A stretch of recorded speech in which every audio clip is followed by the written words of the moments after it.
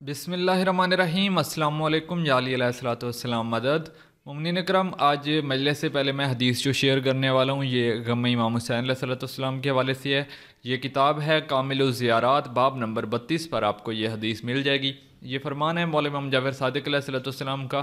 مولا نے فرمایا کہ جس کے پاس ہمارا ذکر کیا جائے اور اس کی آنکھیں بہہ پڑیں، اگرچہ مچھر کے پر کے برابر ہوں، تو اس کے گناہ اگر سمندر کی جھاگ کے برابر بھی ہوں گے تو معاف کر دیے جائیں گے۔ تو آپ اس حدیث سے اندازہ لگا سکتے ہیں کہ غم امام حسین علیہ الصلوۃ والسلام نے اور عزاداری اہل بیت علیہ الصلوۃ والسلام میں آنسو بہانے کا کتنا زیادہ اجر ہے۔ یہ تو تھی شیعہ کتاب، تو یہاں پر میں ایک اہل سنت برادران کے لیے ان کا حوالہ بھی دیتا جو۔ تو یہ کتاب ہے فضائل صحابہ رضی اللہ تعالیٰ عنہ، اور اس کے اندر باب موجود ہے سیدنا علی رضی اللہ تعالیٰ عنہ کے مزید فضائل۔ تو آپ اس رضی اللہ تعالیٰ عنہ سے اندازہ لگا سکتے ہیں کہ یہ کتاب جو ہے وہ ہماری نہیں ہے بلکہ اہل سنت برادران کی ہے۔ تو اس کے کتاب کے اندر 407 نمبر صفحہ پر حدیث موجود ہے، 1154 نمبر اس حدیث کا نمبر ہے، اور یہ حدیث ہے منذر نامی راوی سے۔ منذر فرماتے ہیں کہ سیدنا حسین ابن علی علیہ السلام فرمایا کرتے تھے، یعنی کہ مولا حسین علیہ السلام کا فرمان ہے، ہمارے حق میں جس شخص کی آنکھ سے ایک بھی آنسو، ایک بھی قطرہ ٹپک پڑا، اللہ تعالیٰ اسے جنت میں ٹھہرائے گا۔ تو آپ اندازہ لگا سکتے ہیں کہ صرف ایک قطرے کی بات ہے، اہل سنت برادران کی کتاب کے ایک قطرہ بھی گر پڑا تو آپ پر جنت جو ہے وہ واجب ہو جائے گی۔ تو ایک چھوٹا سا مشورہ یہاں پر میں اہل سنت برادران کو دینا چاہتا ہوں کہ جس طرح آپ اگزام دیتے ہیں، اسٹوڈنٹ ہے اگر آپ، تو آپ کو شارٹ کویسچن ملتے ہیں 20 اور آپ کو 15 کرنے کی اجازت ہوتی ہے، تو آپ کو 5 کی جو ہے وہ چھوٹ ہوتی ہے۔ تو آپ یہاں پر کیا کرتے ہو کہ اگر آپ کو 15 کویسچن آتے ہیں تو آپ ایک دو ایکسٹرا بھی کر لیتے ہو کہ یار شاید ہو سکتا ہے وہ 15 میں سے کوئی غلط ہو گیا تو یہ ایکسٹرا کر لیتا ہوں تاکہ جو میرے مارکس کٹیں گے وہ مجھے مل جائیں۔ اگر وہ ایگزام جو چیک کر رہا ہوتا ہے، اگر وہ دیکھ لے کہ بھائی نے دو ایکسٹرا بھی کیے ہیں تو وہ اس کے نمبر اس کے اندر ایڈ کر دے،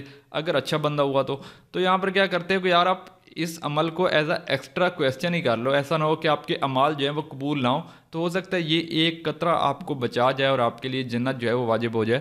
تو یہ ایک چھوٹا سا پیغام اہل سنت برادران کے لیے، اگر آپ مجالس میں نہیں آتے بے شک نہ آئیں، آپ کے پاس موبائل تو موجود ہیں، لیپ ٹاپ تو موجود ہے، کمپیوٹر موجود ہیں، آپ وہاں پر ہی مجالس سن کر ایک قطرہ بہا لیں آنسو کا غم امام حسین علیہ السلام میں، ہو سکتا ہے آپ کی بخشش کا یہ سبب بن جائے۔ تو یہ تھی حدیث آج کی اس مجلس سے پہلے، سو چلیں آج کی مجلس جو ہے اس کو شروع کرتے ہیں۔ Subscribe to my channel and hit the bell icon so you never miss any video from my channel. ذکر ہے رسول اللہ کے 8ویں فرزند کا کہ جنہوں نے اپنی سیرت سے بتایا کہ غم حسین کس طرح منایا جائے، غم حسین منانے کا انداز کیا ہو۔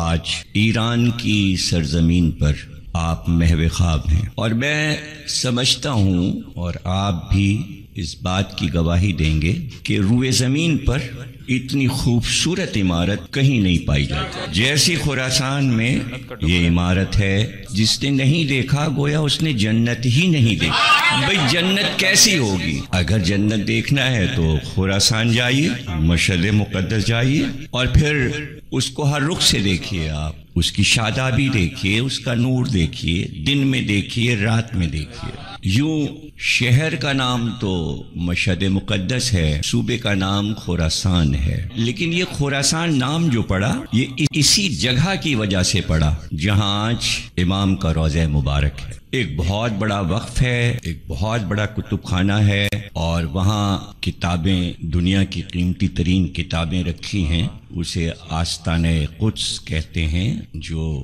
امام کے روضے کا آفس ہے۔ تو وہاں سے ایک ماہنامہ رسالہ بھی نکلتا ہے جو عربی میں، فارسی میں، اردو میں، اس کا نام بھی آستانہ قدس ہے۔ تو ہر مہینے اس میں ایک مضمون آتا ہے خراسان کے بارے میں۔ تو گزشتہ برس ایک مضمون روضے کی تاریخ کے سلسلے میں آیا، تو اس میں میں نے پڑھا تو میں دنگ رہ گیا۔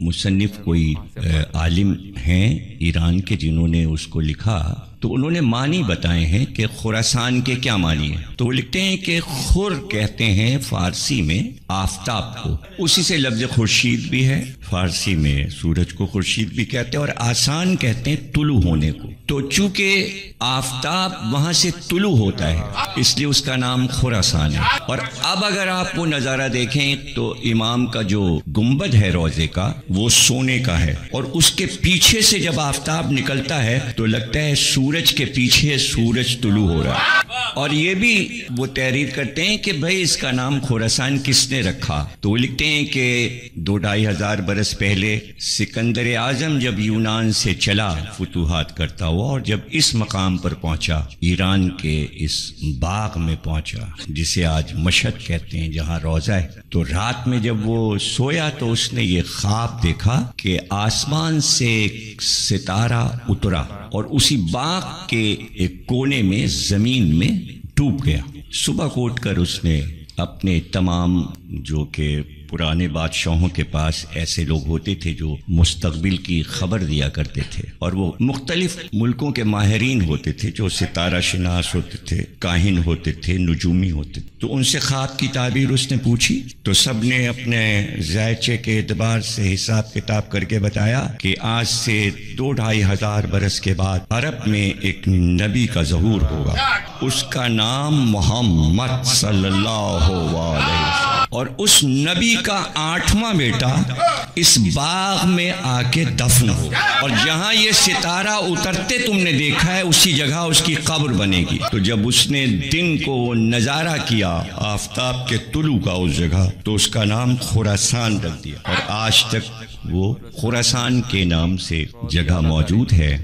اور امام علی رضا جو کہ امام ہفتم حضرت امام موسی کاظم کے فرزند ہیں، اور حسن آپ کا بالکل اپنے جد رسول خدا کی طرح ہے، شبیہ رسول ہیں، وہی چہرہ، وہی قامت، ویسے ہی دوش پر زلفیں، ویسے ہی ریش مبارک. جو سراپا رسول کا لکھا ہے وہی سراپا حضرت امام علی رضا کا بھی لکھا. اور امام مدینے میں گوشہ نشین ہیں، بلکہ یہ تک تحریر ہے کہ جب آپ کے والد گرامی نے شہادت پائی تو 4 سال تک آپ گھر سے نہیں نکلے اپنے والد کے غم کے سوگ میں. اور ظاہر ہے کہ 2 تاریخیں ایک ساتھ چلتی ہیں. اسلام کی تاریخ 2 رخوں سے چلتی ہے، ایک طرف انبیاء اور اوصیاء کی تاریخ چلتی ہے اور ایک طرف حکومتوں کی تاریخ چلتی ہے. کبھی کبھی ایسا ہو جاتا ہے کہ اسلامی حکومت اور یہ روحانی تاریخ کہیں ایک جگہ پر آمنے سامنے آ جاتی ہیں، لیکن ایسا کم ہوا ہے. جب آپ کتابیں پڑھیں گے تو آپ یہ دیکھیں گے کہ وہ تاریخ چل رہی ہے، زمانہ گزر رہا ہے، بادشاہ گزر رہے ہیں، روحانی لوگ بھی گزر رہے ہیں، ان کا اپنا کام ہے، ان کا اپنا کام. تو امام کے دور میں اسلامی مملکت کا حال یہ تھا کہ عرب، عجم، آذربائیجان، عجم یعنی ایران پورا، عرب کے سارے ممالک ہند تک اور شام اور اردن اور ترکی، یہ سب مملکت میں تھے. اور حاکم ہارون رشید تھا جو عباسی ہے، عباسی خلفاء میں. اور اس کے 2 بیٹے ہیں، ایک کا نام امین ہے، ایک کا نام مامون ہے. اور دونوں بیٹوں میں وہ فیصلہ نہیں کر پا رہا کہ میں حاکم کس کو قرار دوں، اپنے بعد حاکم کسے بناؤں. اس لیے کہ مامون جس بیوی سے ہے وہ ایرانی ہے اور امین جس بیوی سے ہے وہ عرب ہے. اب یہ مملکت میں ایک مسئلہ پیش ہے تاریخی.